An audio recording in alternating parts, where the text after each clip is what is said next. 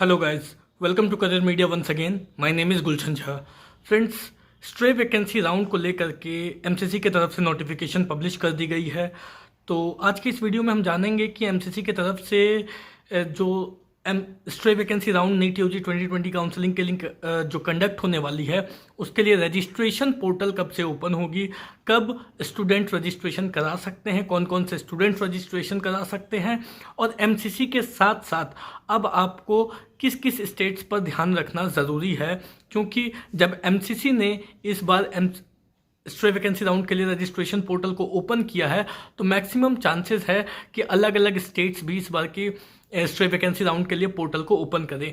Generally stray vacancy round के लिए stray vacancy round में जो रजिस्ट्रेशन पोर्टल है उसे ओपन नहीं किया जाता है। वही स्टूडेंट एलिजिबल हुआ करते थे जो फर्स्ट राउंड, सेकेंड राउंड या जिन्होंने थर्ड राउंड में अपना रजिस्ट्रेशन कराया होता है।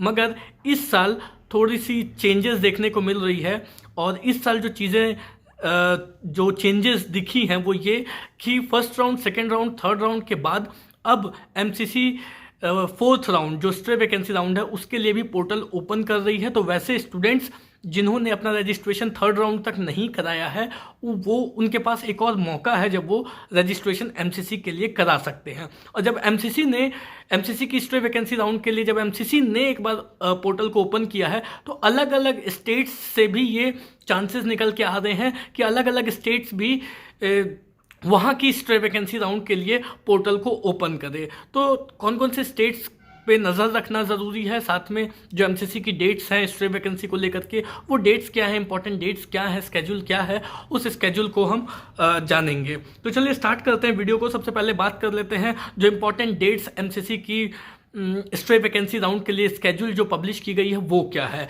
एमसीसी की स्ट्रे वैकेंसी राउंड की जो लास्ट डेट रखी गई है वो 15 जनवरी 2020 रखी गई है। Reporting round 3 mop up round conduct होने के बाद जो लास्ट डेट ऑफ रिपोर्टिंग थी वो 29 जनवरी 2020 शाम के 6 बजे तक की रखी गई है। अब 30 जनवरी से क्या होगी कि सबसे पहले तो उन स्टूडेंट्स के बारे में बात करते हैं कि जिन्होंने एमसीसी के लिए अपना रजिस्ट्रेशन नहीं कराया। एमसीसी के अंडर कौन कौन से कॉलेजेस आते हैं ये आपको पता होगी। सबसे पहले एम्स 19 एम्स एमसीसी के अंडर आएगी, सेंट्रल यूनिवर्सिटीज़ एमसीसी के अंडर आएगी, साथ में जो डीम्ड यूनिवर्सिटीज़ है वो आएंगी। सेंट्रल यूनिवर्सिटीज़ की बात कर रहे हैं तो एएमयू, बीएचयू, डीयू, ये तीनों जो यूनिवर्सिटीज़ है इन तीनों के लिए भी आप एमसीसी पे ही आपको रजिस्ट्रेशन कराना होगा। सेंट्रल इंस्टीट्यूट्स जो हैं एम्स और जिपमर, 19 एम्स हैं प्लस 2 जिपमर हैं, उनकी स्ट्रे वैकेंसी के लिए भी आपको एमसीसी पर ही रजिस्ट्रेशन कराना होगा। साथ में जो डीम्ड यूनिवर्सिटीज़ हैं उन सभी डीम्ड यूनिवर्सिटीज़ के लिए भी आपको एमसीसी पे ही रजिस्ट्रेशन कराना होगा। अब जब रजिस्ट्रेशन कराने की बात आ रही है तो रजिस्ट्रेशन पोर्टल को ओपन किया जाना है 4 जनवरी 2020 के दिन। 2 दिन का समय दिया गया है, 3 दिन का समय दिया गया है। 4 को रजिस्ट्रेशन पोर्टल ओपन होगा, 5th and 6th last date है रजिस्ट्रेशन की। तो वो वैसे सभी स्टूडेंट्स जिन्होंने अपना रजिस्ट्रेशन एमसीसी के लिए नहीं कराया है या वो स्टूडेंट्स जिन्होंने अपना रजिस्ट्रेशन कराया तो है मगर सिर्फ ऑल इंडिया कोटा के लिए कराया था, अब वो चाहते हैं डीम्ड यूनिवर्सिटीज़ की भी स्ट्रे वैकेंसी को अटेंड करना, तो उनके पास ये मौका रहेगा कि वो 4 जनवरी से लेकर के 6 जनवरी के बीच में रजिस्ट्रेशन करा सकते हैं। डीम्ड यूनिवर्सिटी के लिए भी रजिस्ट्रेशन करनी होगी और पेमेंट करनी होगी। तो रजिस्ट्रेशन और पेमेंट की जो लास्ट डेट रखी गई है स्टार्टिंग 4 जनवरी से होनी है। पोर्टल ओपन 4 जनवरी को होगी और जो लास्ट डेट है वो 6 जनवरी 2020 रखी गई है। 12 बजे तक आप जो दोपहर के 12 बजे 6 जनवरी को 12 बजे दोपहर तक 12 PM नून जो है वो उस टाइम तक रजिस्ट्रेशन करने की लास्ट टाइमिंग है और 3 बजे तक आप अपनी पेमेंट कर सकते हैं। तो ये रजिस्ट्रेशन और पेमेंट की डेट है। उसके बाद एक बार जब रजिस्ट्रेशन और पेमेंट सक्सेसफुली हो जाएगी, कंप्लीट हो जाएगी, तो क्या होगी कि जो एमसीसी के पास जितनी भी सीट्स बची हुई है मॉपअप राउंड के बाद जो भी सीट्स बच गई है वो सभी जो वैकेंट सीट्स होगी वो सीट्स उन सभी सीट्स को रिस्पेक्टिव इंस्टीट्यूट्स को वापस कर दी जाएंगी। रिस्पेक्टिव इंस्टीट्यूट्स को वापस कर दी जाएंगी से मतलब है कि जैसे 19 एम्स हैं उसमें अगर एम्स दिल्ली की सीट है तो वो एम्स दिल्ली को जितनी भी सीटें एम्स दिल्ली की बची है वो उसे वापस कर दी जाएगी। और अलग अलग जितने भी 19 एम्स हैं, तो जिस एम्स की जितनी सीटें वैकेंट बची है वो सारी रिस्पेक्टिव एम्स को वापस कर दी जाएगी। सिमिलरली जिपमर की भी पुडुचेरी और कराईकल 2 ब्रांच है जिपमर की, तो पुडुचेरी की जितनी सीटें होंगी वो जिपमर पुडुचेरी को रिटर्न कर दी जाएगी, और जो कराईकल की जितनी सीटें बची होंगी वो कराईकल को रिटर्न कर दी जाएंगी। और ये सेम सिनेरियो आपकी सेंट्रल यूनिवर्सिटीज़ और सेंट्रल इंस्टीट्यूट्स के साथ भी होनी है। सेंट्रल यूनिवर्सिटीज़ में जैसा मैंने आपको बताया कि 3 सेंट्रल यूनिवर्सिटीज़ DU, AMU और BHU, तो वो रिस्पेक्टिव इंस्टीट्यूट्स को वापस कर दी जाएंगी। सिमिलरली डीम्ड यूनिवर्सिटीज़ को, जिस भी डीम्ड यूनिवर्सिटी की जितनी सीटें बची है वो रिस्पेक्टिव डीम्ड यूनिवर्सिटीज़ को वापस कर दी जाएगी। KMC मणिपाल, KMC मैंगलोर, टाटा मणिपाल, दत्ता मेघे, जो भी डीम्ड यूनिवर्सिटीज़ हैं उनकी जितनी भी सीटें बची है वो सारी सीटें रिस्पेक्टिव इंस्टीट्यूट्स को वापस कर दी जाएंगी। तो ये जो प्रक्रिया होनी है सीट्स को जो वापस करनी है, ये जो सीट्स वैकेंट सीट्स की जो वैकेंट सीट्स को रिफंड किया जाएगा रिस्पेक्टिव कॉलेजेस को, वो होनी है 6 जनवरी 2020। 6 जनवरी को ही सभी इंस्टीट्यूट्स को उनकी रिस्पेक्टिव जो वैकेंट सीट्स है वो वापस कर दी जाएगी। और 7 जनवरी को एक जो मेरिट लिस्ट है कि कौन कौन से स्टूडेंट्स एलिजिबल हैं किस कॉलेज के लिए, हर एक कॉलेज की एक अलग मेरिट लिस्ट बनेगी वो, और उसका बेसिस क्या है, मेरिट लिस्ट बनने की जो बेसिस है वो है 1:10 रेशियो। 1:10 रेशियो का मतलब है कि जिस इंस्टीट्यूट में जितनी सीटें बची है उसके कंपैरिजन में जितनी भी सीटें बची है उसके कंपैरिजन में उसकी 10 टाइम्स स्टूडेंट्स की मेरिट लिस्ट रेडी होगी और वो रिस्पेक्टिव इंस्टीट्यूट को फॉरवर्ड कर दी जाएगी। उस इंस्टीट्यूट के लिए वो स्टूडेंट्स ही एलिजिबल होंगे।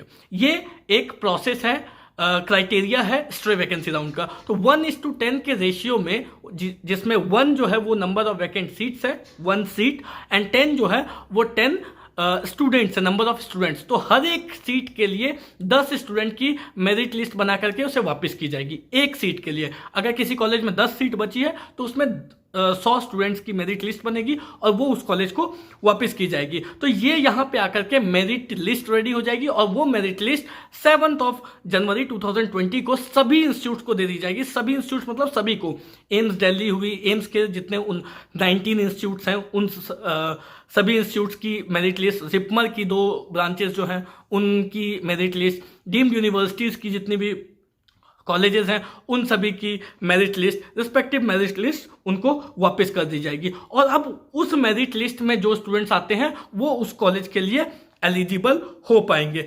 इस मेरिट लिस्ट के बेसिस पे स्ट्रे वैकेंसी राउंड कंडक्ट कराया जाएगा। और बिलीव मी कि जो स्ट्रे वैकेंसी राउंड होती है उसमें चांसेस और ज़्यादा होते हैं कि आपको सीट्स मिल जाए, और थोड़े कम नंबर आने पे भी सीट्स मिलने के चांसेस रहते हैं। डिपेंड करता है मगर अगेन कि वो किस लेवल की कॉलेज है, क्योंकि जब हम एम्स की बात करते हैं, जिपमर, पुडुचेरी की बात करते हैं तो उसमें उनकी जो कट ऑफ होती है स्ट्रे वैकेंसी की वो ऊपर ही जाती है, मगर अगर हम डीम्ड यूनिवर्सिटी की बात करते हैं तो उनकी काफ़ी नीचे जाती है। इवन जो स्टूडेंट सिर्फ क्वालिफाई होते हैं वो स्टूडेंट भी उन स्टूडेंट के भी चांसेस होते हैं कि उन्हें स्ट्रे वैकेंसी में मिल जाए। तो ये एक प्रोसेस होती है।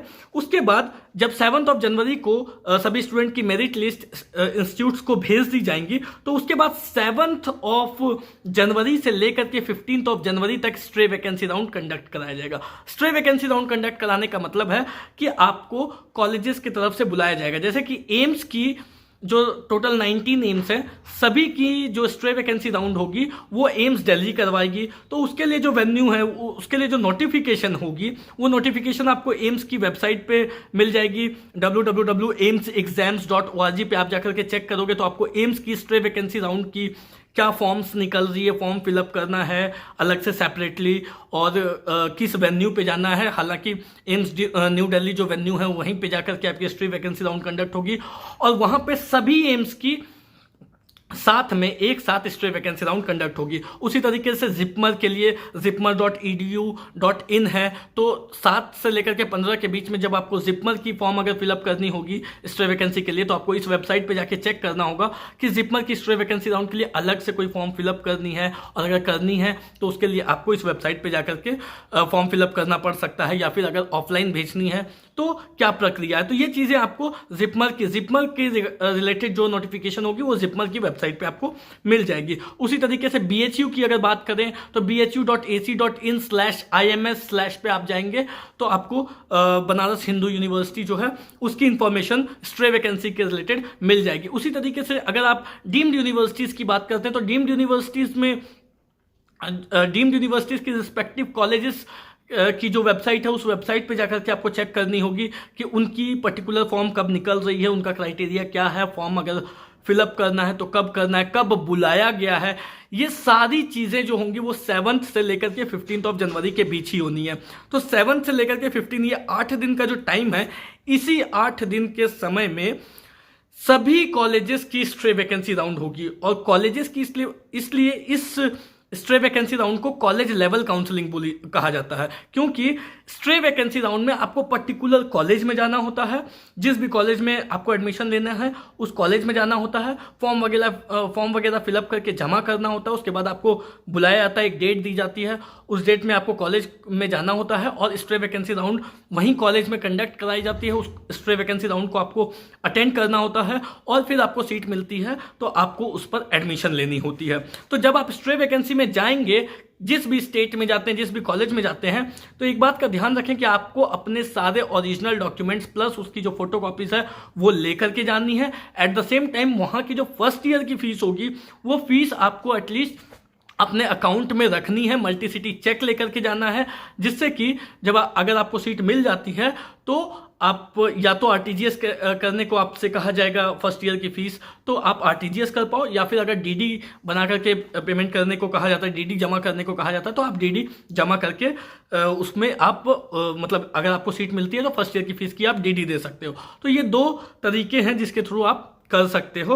और इस बात का ध्यान रखें कि ये सभी इंडिया में जितने भी कॉलेजेस हैं इनकी stray vacancy round between 7 to 15 ही होगी। तो आपको एक बात का ध्यान रखना बहुत ज़्यादा ज़रूरी है कि कौन से स्टेट में जाने से आपको सीट मिल सकती है, किस कॉलेज में ज़्यादा सीटें बची है और कौन से स्टेट में ज़्यादा सीटें बची है। क्योंकि वैसे स्टेट्स जहाँ पे कॉलेजेस कम हैं और वहाँ पे सीटें भी कम बची है, अगर आप उस स्टेट में पहले जाते हो बिना किसी प्लानिंग के, आप उस स्टेट में जाते हो तो ऑब्वियसली जहाँ पे सीटें कम है वहाँ पे चांसेस भी प्रोबेबिलिटीज़ भी आपकी कम हो जाती, चांसेस भी आपको सीट मिलने के कम हो जाते हैं। तो एक आखिरी अटेम्प्ट है स्ट्रे वैकेंसी राउंड, आप लोगों को 100% स्ट्रे वैकेंसी राउंड के लिए अटेम्प्ट करना चाहिए। और एक बहुत अच्छा मौका भी है, क्योंकि पहले भी हमने देखा कि जो मॉप अप राउंड काउंसलिंग है उसकी जो कट ऑफ गई है वो बहुत नीचे गई है। तो जो ये भी इंडिकेट करती है कि स्ट्रे वैकेंसी राउंड की जो कट ऑफ होगी वो भी बहुत नीचे जाएगी और बहुत ही अच्छे कॉलेजेस भी मिलने के चांसेस रहेंगे स्ट्रे वैकेंसी राउंड में। तो इस तरीके से स्ट्रे वैकेंसी राउंड कंडक्ट होती है। कुछ चीज़ें जो मैं आपको बता देता हूं कि अगर आप में से अभी जो बातें चल रही है वो ये चल रही है कि कट ऑफ रिवाइज हो सकती है। तो वैसे स्टूडेंट्स जो क्वालिफाई नहीं हुए हैं उन्हें इस नोटिफिकेशन पे ध्यान रखना ज़रूरी है कि हो सकता है कट ऑफ रिवाइज हो, और कट ऑफ रिवाइज हो तो वो क्वालिफाई हो जाए, और वो अगर क्वालिफाई हो जाते हैं तो वो भी स्ट्रे वैकेंसी राउंड में एलिजिबल होंगे।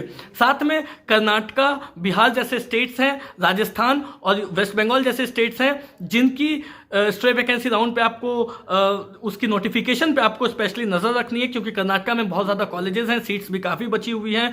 तो चांसेस है कि कर्नाटका जैसे स्टेट्स में या फिर राजस्थान जैसे स्टेट्स में कि अगर स्ट्रे वैकेंसी राउंड की अलग से फॉर्म आती है और एक बार फिर से अप्लाई करने का मौका दिया जाता है तो आप लोगों को करना चाहिए, पार्टिसिपेट करनी चाहिए, जिससे कि आपको अच्छे से अच्छे कॉलेजेस वहाँ पे मिल सके। तो फ्रेंड्स इस वीडियो में फिलहाल इतना ही। आई होप आपको सारी चीज़ें समझ में आ गई होगी। कोई डाउट हो, कोई क्वेरी हो तो स्क्रीन पर दिए गए नंबर पर कॉल करें या फिर आप कमेंट बॉक्स में पोस्ट करके भी आप हमसे पूछ सकते हैं। अगर स्ट्रे वैकेंसी राउंड को लेकर के कोई भी क्वेरीज हो, कोई भी प्रॉब्लम्स आ रही हो तो आप हमसे पूछ सकते हैं। Thank you so much.